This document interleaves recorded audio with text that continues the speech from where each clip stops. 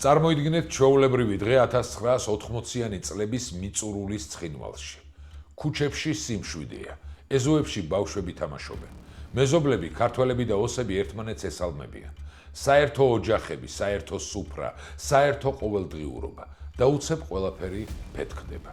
საბჭოთა იმპერია ინგრევა, პოლიტიკური ტემპერატურა იწევს, მოსკოვიდან მართული მექანიზმები ირთვება და ადამიანების შიშებზე თამაშს იწყებს. 1989 წლის ნოემბერი. პირველი ბარიკადები ქალაქის შესასვლელთან, პირველი ავტომატის ჯერი, პირველი სისხლი წამზომით ჩაირთო. ეს აღარ არის კაბინეტებში სკამებისთვის ბრძოლა, ეს უკვე ომია საკუთარ ეზოში. წარმოიდგინეთ შოკი, როდესაც ხვდები, რომ მეზობელი, რომელთანაც გუშინ პურს ტეხდი, დღეს იარაღით გიდგას წინ. იწყება აბსოლუტური ქაოსი. 1991 წელი. ქუჩის სასტიკი ბრძოლები ცხინვალში. გადამწვარი სოფლები ლიახვის ხეობაში. ბლოკადა, შიმშილი, ყინვა, არაფორმალური შეიარაღებული ჯგუფების თარეში და რუსული არტილერია, რომელიც პირდაპირ ისვრის ქართული პოზიციებისკენ. ათასობით დაღუპული და საკუთარ სამშობლოში დევნილად ქცეული 10,000-ობით ადამიანი. სამაჩაბლოს ტრაგედია არ დაწყებულა 2008 წელს რუსული ტანკების შემოჭრით და დაბომბილი გორით. 2008 წელი მხოლოდ გაგრძელება იყო იმ ჯოჯოხეთის, რომელიც 90-იანების დასაწყისში დატრიალდა. ეს იყო კარგად დაგეგმილი, ძმათა მკვლელი სცენარი, სადაც იმპერიამ ოსური ნაციონალიზმი იარაღად გამოიყენა საქართველოს წინააღმდეგ. როგორ მივედით აქამდე? ვინ დაანთო ეს ცეცხლი და რატომ დგას მავთულ ხლართები შუაგულ საქართველოში? რა როლი აქვს იოსებ სტალინს სამხრეთ ოსეთის ავტონომიის შექმნაში? მოდით ეს ემოციები გვერდზე გადავდოთ და ფაქტებს მივყვეთ. ნაბიჯ ისტორიული სიზუსტით აღვადგინოთ ის მოვლენები, რომლებმაც კავკასიის ეს კუთხე დაუსრულებელ ომის ზონად აქცია.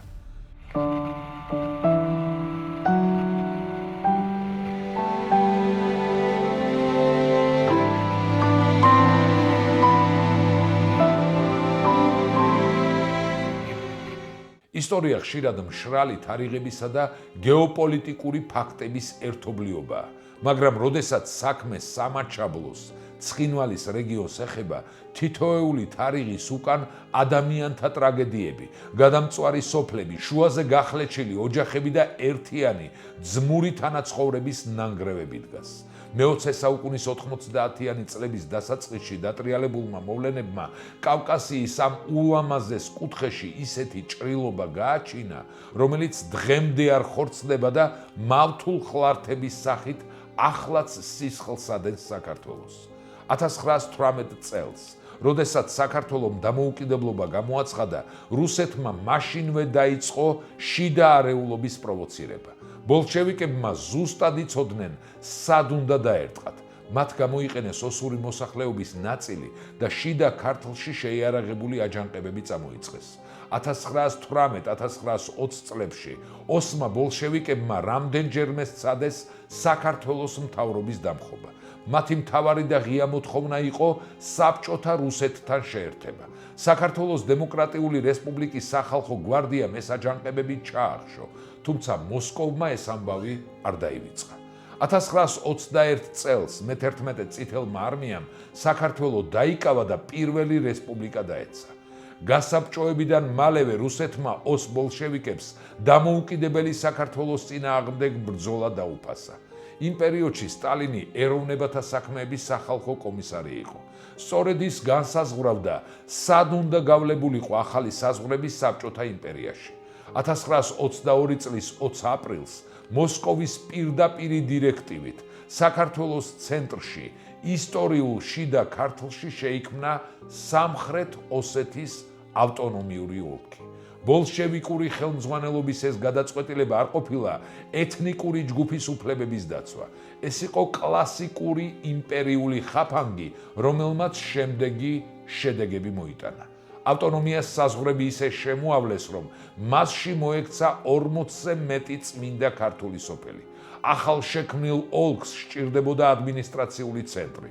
მიუხედავად იმისა, რომ ქალაქ ცხინვალში ოსური მოსახლეობა იმ დროისთვის აბსოლუტურ უმცირესობას წარმოადგენდა, იქ ძირითადად ქართველები და ებრაელები ცხოვრობდნენ.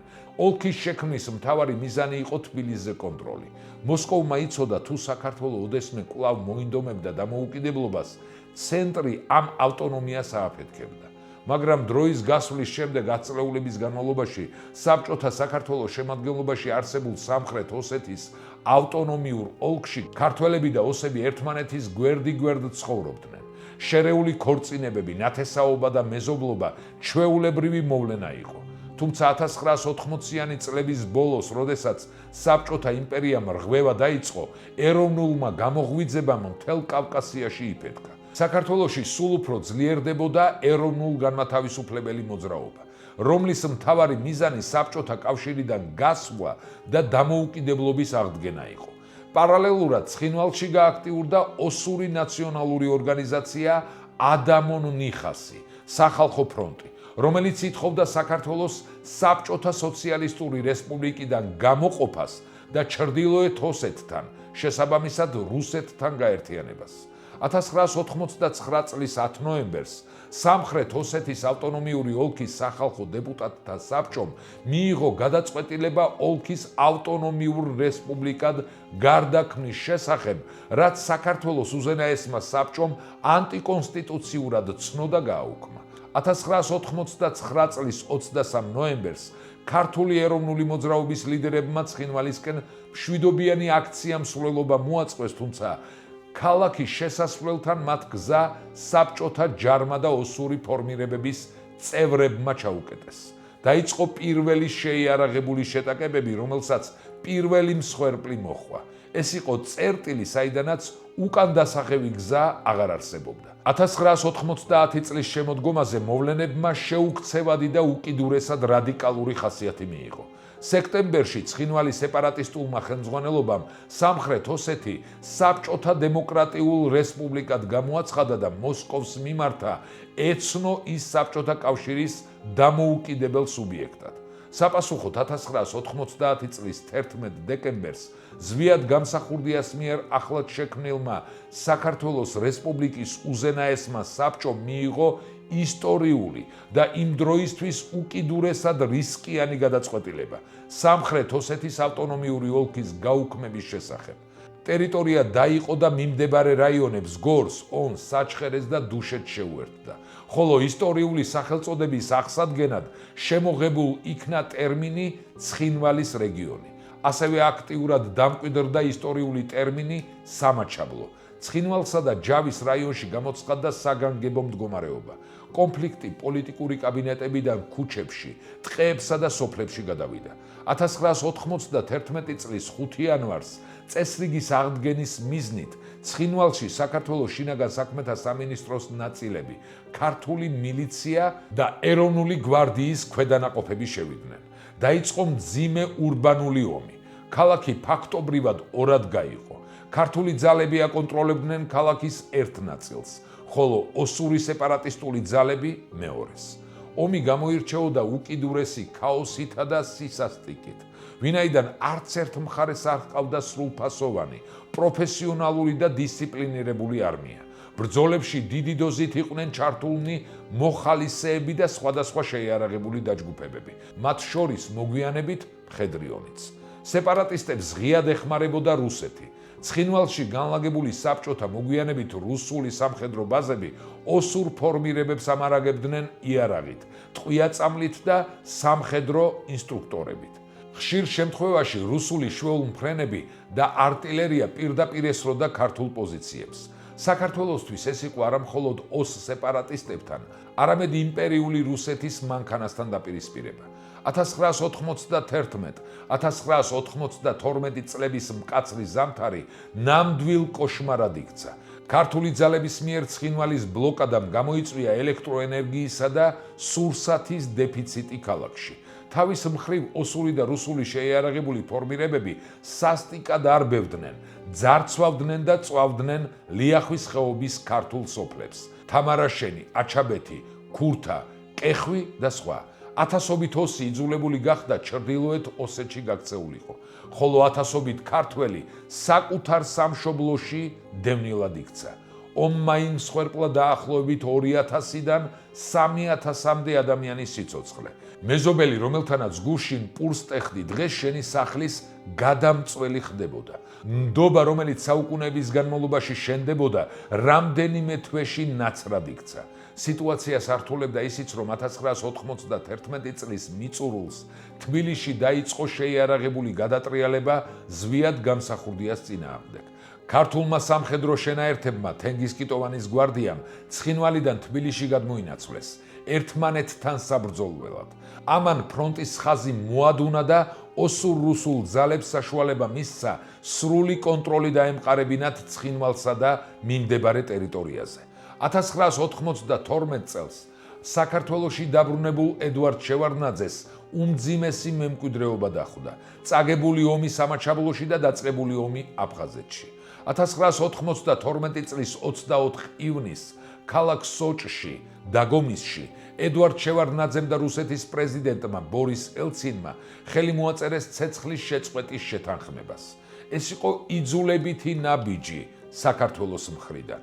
შეთანხმების თანახმად რეგიონში განთავსდა შერეული სამშვიდობო ძალები, რუსული, ქართული და ოსური ბატალიონები, რომლებსაც პრაქტიკულად რუსი გენერლები ხელმძღვანელობდნენ. ცხინვალის რეგიონი დე-ფაქტოდ დაიყო. ქალაქ ცხინვალს, ჯავის რაიონს და რიგ სოფლებს აკონტროლებდნენ სეპარატისტები, ხოლო დიდი და პატარა ლიახვის ხეობების, ასევე ფრონეს ხეობისა და ახალგორის რაიონის დიდ ნაწილს საქართველოს ცენტრალური ხელისუფლება. 1990-იანი წლების ბოლოსა და 2000-იანების დასაწყისში კონფლიქტის ზონაში სოფელ ერგნეთში გაჩნდა უზარმაზარი, არალეგალური ბაზრობა.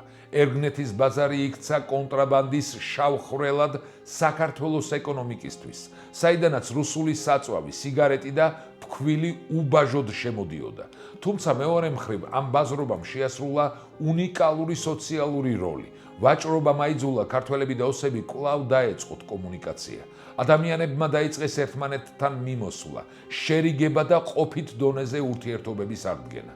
კონფლიქტი მართალია პოლიტიკურად გადაუჭრელი იყო, მაგრამ საზოგადოებრივ დონეზე ყინული დნებოდა. 2003 წლის ვარდების რევოლუციის შემდეგ მთავრობამ კორუფციასთან ბრძოლის საბაბით 2004 წელს ერგნეთის ბაზრობა დახურა, რამაც მძლავრი დარტყმა მიაყენა სეპარატისტული რეჟიმის ედვარდ კოკოითის ხელმძღვანელობით ფინანსურ ინტერესებს, მაგრამ ამავდროულად გაწყდა ის მცირე კავშირი, რაც უბრალო ადამიანებს შორის იყო.